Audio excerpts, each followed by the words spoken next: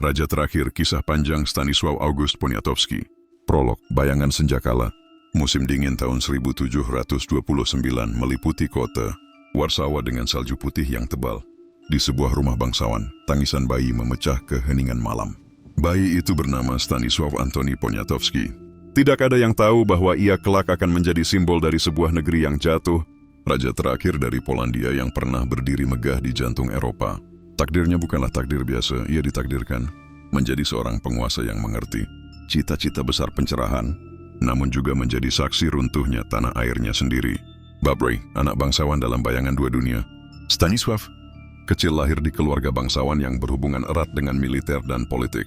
Ayahnya, Stanisław Poniatowski yang tua, adalah seorang komandan yang disiplin, sementara ibunya Konstancja Czartoryska berasal dari salah satu keluarga paling berpengaruh di Polandia.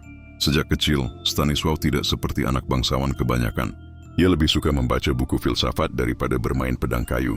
Ia fasih berbahasa Latin, Prancis, dan Jerman. Ia mengagumi karya Montesquieu, Voltaire, dan Diderot. Gurunya sering berkata, ia memiliki jiwa seorang filsuf, bukan seorang prajurit. Namun di masa itu, Polandia bukanlah negeri yang aman untuk pemikir. Negara itu sedang rapuh, bangsawan saling berebut kuasa, sementara tetangga-tetangga besar, Rusia, Prusia, dan Austria terus mengintai untuk memperlemah kerajaan itu. Stanisław tumbuh di antara dua dunia, dunia cita-cita mulia para pemikir, dan dunia keras politik bangsawan. Bab 2. Perjalanan ke negeri asing dan cinta terlarang. Ketika beranjak dewasa, Stanisław melakukan perjalanan ke luar negeri sebagai diplomat muda. Ia pergi ke Dresden, Berlin, Paris, London, hingga akhirnya ke Saint Petersburg. Di Rusia, nasib mempertemukannya dengan seorang wanita luar biasa, Catherine Alexeyevna, istri dari Pangeran Peter, pewaris takhta Rusia. Catherine terpesona oleh kecerdasan Stanisław, oleh caranya berbicara tentang seni, filsafat, dan politik dengan penuh gairah. Hubungan mereka melampaui diplomasi. Mereka saling jatuh cinta, meski tahu cinta itu terlarang. Catherine sendiri terikat pernikahan yang tidak bahagia. Stanisław menjadi rahasia dan sekaligus sumber inspirasi bagi Catherine muda. Ketika Catherine akhirnya merebut takhta Rusia dan menjadi Catherine yang agung, ia tidak melupakan pria yang pernah mengisi hatinya. Dukungan Catherine kelak akan menentukan jalan hidup Stanisław, membawanya menuju mahkota Polandia. Bab 3. Mahkota dalam bayangan musuh. Tahun 1764 menjadi titik balik. Setelah wafatnya Raja Augustus III, Polandia berada dalam kekacauan. Dengan dorongan politik dan kekuatan militer Rusia, Stanisław Poniatowski dipilih sebagai Raja Polandia. Namun penobatan itu bukan kemenangan penuh. Pasukan Rusia mengepung Warsawa, memastikan bahwa bangsawan Polandia tidak berani menolak. Mahkota yang dikenakan Stanisław terasa dingin. Ia sadar bahwa dirinya naik takhta bukan karena kehendak rakyat, melainkan campur tangan asing. Di dalam hatinya, ia bersumpah, jika aku tidak bisa menjadi raja yang berdaulat penuh, setidaknya aku akan menjadi raja yang bijaksana. Aku akan membangun negeri ini dengan pena dan pikiran. Bab 4. Sang Raja Pencerahan.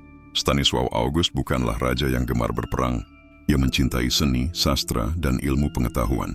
Ia mengundang pelukis Italia, arsitek Prancis, dan filsuf Jerman ke istana. Ia mendirikan Teater Nasional Polandia, membuka Komisi Pendidikan Nasional, salah satu kementerian pendidikan pertama di Eropa, dan mendorong kurikulum modern untuk generasi muda Polandia. Ia juga menciptakan tradisi Kamisan Raja, yaitu pertemuan mingguan di mana ia berdiskusi dengan cendekiawan, penyair, diplomat, dan filsuf. Di sana, lahirlah ide-ide tentang reformasi pemerintahan, sistem pendidikan, dan bahkan rancangan konstitusi baru. Namun upayanya sering terhambat. Para bangsawan Polandia yang terbiasa dengan hak-hak istimewa mereka menolak reformasi yang bisa membatasi kekuasaan mereka. Di sisi lain, Rusia dan Prusia selalu menekan agar Polandia tetap lemah dan mudah dikendalikan. Bab 4. Luka pertama, pembagian Polandia. Pada tahun 1772, bencana pertama datang. Rusia, Prusia, dan Austria bersekongkol membagi sebagian wilayah Polandia. Tanah-tanah kaya, termasuk bagian penting dari ekonomi negeri itu, direnggut begitu saja. Stanisław August dipaksa menandatangani perjanjian itu. Ia menangis dalam diam, merasa tak berdaya. Ia menulis dalam catatannya, "Aku seorang raja, namun tanpa pedang hanya pena."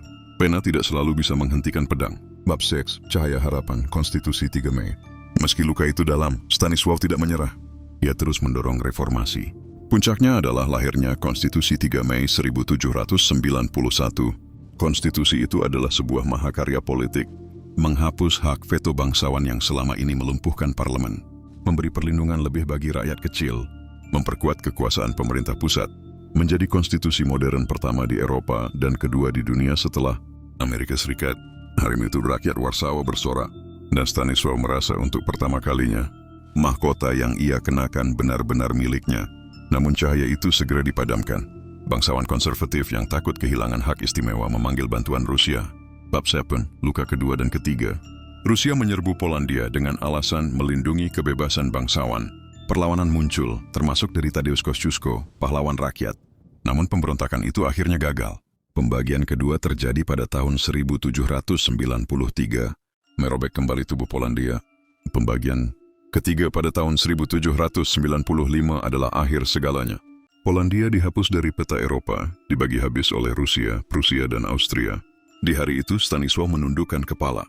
Ia turun takhta, bukan sebagai pahlawan yang gugur di medan perang, melainkan sebagai raja yang menyaksikan tanah airnya dihancurkan di hadapan mata. Bapwen, raja tanpa kerajaan. Setelah turun takhta, Stanisław August dibawa ke Saint Petersburg. Catherine Agung, meski sudah menjauh, tetap memberinya tempat tinggal dan penghasilan.